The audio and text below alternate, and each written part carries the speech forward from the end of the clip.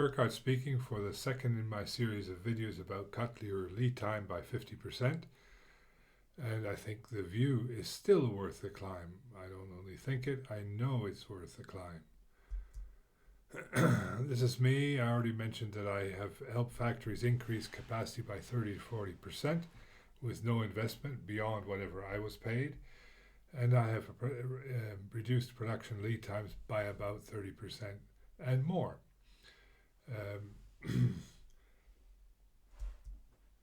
So this is what we're going to talk about in this particular video. We're going to talk about lead time and scheduling issues. The other 3 to 10 items are going to be talked about later in a later video.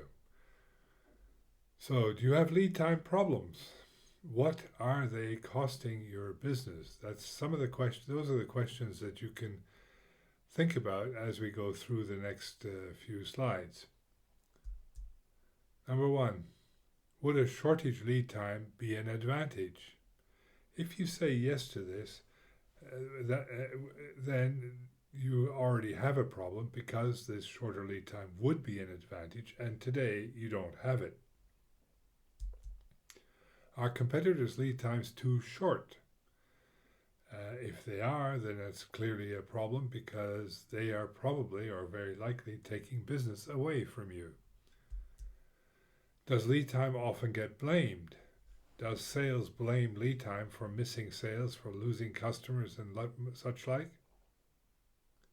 Do they blame manufacturing or the supply chain for not getting something to a customer on time? Do you or does your sales organization sometimes promise lead times that you cannot meet? I have seen this in some companies where they promise whatever the customer wants, whatever the rest of the competition promises, so that they can be competitive, at least in their promise. And what the particular industry was like is that all customers were always late and promised lead times that nobody ever met. Probably frustrated the customers, but in any case, they always knew that the things would be late, so they adjusted for it by ordering earlier. Do efficiency targets delay work orders? Work orders are those that production is supposed to produce, and if there are efficiency targets, then people in a particular area that is seeking to be more efficient will double up orders or insist on bigger batches and such like, so that the amount of time they lose, and therefore efficiency they lose, through changeovers from one product to the next. That can easily delay work orders, and the number can be reasonably big. Do articles wait in queues 90% of the lead time? That is actually the case in very many companies, that 90% of the lead time is waiting in a queue, and in fact it's often much higher than that. It just indicates that there is a lot of work in process there, and a machine can only work on one or very few articles or items at a time. All the rest of them have to wait, all the rest in a batch. Do you target reduced touch times? You can probably reduce the touch times to produce your product, the touch time being the actual processing time to transform a material into the final product.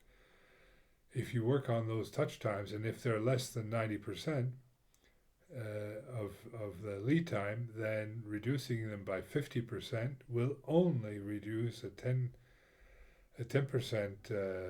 touch time to 5%.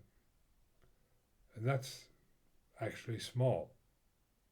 And usually touch times cannot be reduced that easily, because they are physical. There's some sort of a physical process going on to transform the product. So it's not going to be easy to do that, and the result is not so lucrative. Does pressure for short lead times compromise your quality?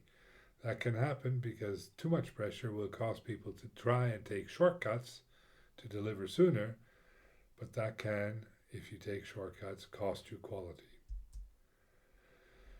So there's another area of problems that manufacturing always suffers, and that is the so-called scheduling beast. And here the qualities, the 10 rare qualities that many don't have, are these here. Clients never change their mind. Is that so?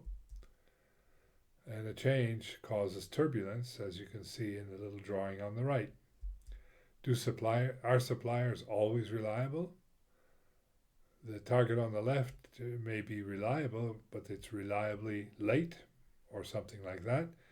The one on the very right is the one you would like to have. Those in the middle, those are really tough to deal with because you never know how long it's going to take for a supplier to deliver. Are your processes reliable? Your planning, schedule, and production processes. If they're not, it's going to cause lead time fluctuations, sometimes long, sometimes short, and it makes you unreliable versus your customer. Do you have this? Your machines almost never break down, do they? Or do they? Demand and production mix never vary. It's a very unlikely situation because customers buy what they want to buy. They don't necessarily want to buy what we have forecast they will buy. And is information and data accurate that you have? And is it always available when you need it? Do you get data or do you get information? What is the situation? And 7, employees know their job well, and they love their job. If they know their job well, then they will probably also do a good job of whatever their task is. Is quality perfect? Communication between and among departments is excellent. Does everybody talk to each other, and do they coordinate well so that they get the kind of a result for delivering product that you want? Like in a relay race?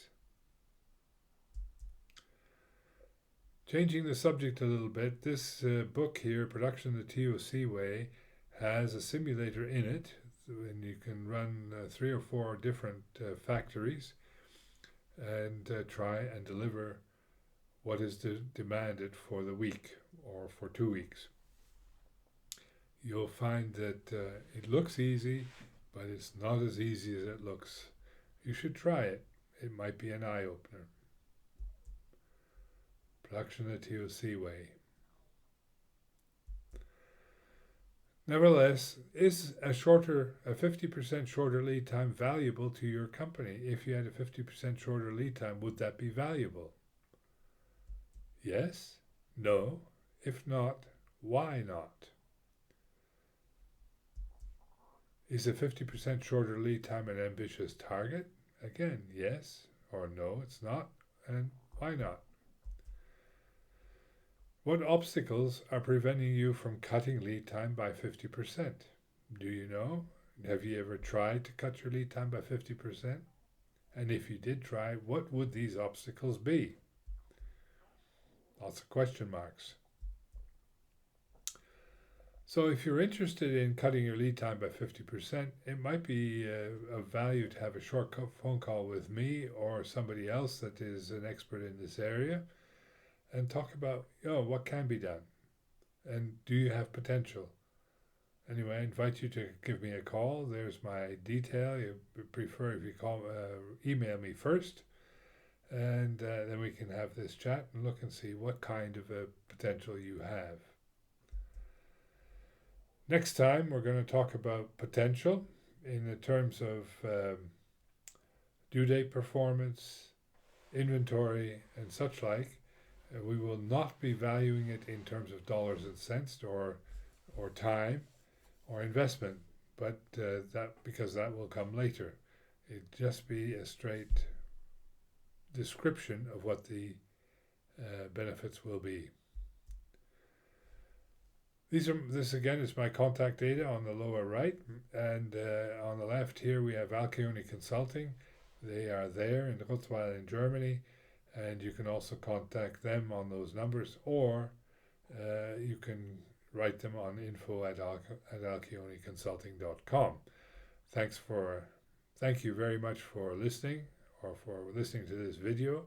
I hope you found it interesting and intriguing, and maybe you'll be rejoining me in the future when we talk about the potential, some stories of successes, then the value in dollars and cents, and why it must be possible to do this, why it must be possible. So again, thanks very much for listening, and see you soon again.